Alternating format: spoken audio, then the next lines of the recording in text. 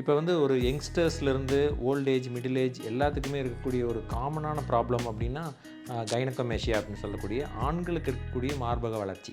இந்த கைனகோமேஷியாவுக்கு என்னென்ன ரீசன் அப்படின்னு சொல்லி பார்த்தோன்னா, ஜஸ்ட் ஒரு ஹார்மோன் இம்பேலன்ஸ்னால் வந்து ஒரு கொஞ்சம் பெருசாகும்.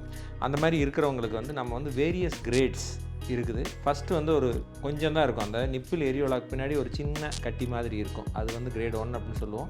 அதுக்கப்புறம் கொஞ்சம் கொஞ்சமாக அதிகமாகி கிரேட் 4 அப்படின்னா ஒரு லேடிஸ்க்கு இருக்கக்கூடிய மார்பகம் மாதிரியே ஸ்கின் எல்லாம் பெருசாக அந்த மாதிரி நிறையா இருக்கும். இந்த கைனகோமேஷியா பண்ணணும் அப்படின்னு சொல்லி சொன்னோன்னா, அதுக்கு முன்னாடி we take the blood investigations. Blood investigations அப்படின்னா வந்து பேசிக்காக பிளட் ஒர்க் அப் பண்ணிவிட்டு தைராய்டு, ஹார்மோன்ஸ் இதெல்லாமே செக் பண்ணி பார்ப்போம். சர்ஜரி அப்படின்னா வந்து இது ஒரு டே கேர் சர்ஜரி. காலையில் வந்தால் சாயந்தரம் போகிற மாதிரி தான் இருக்கும்.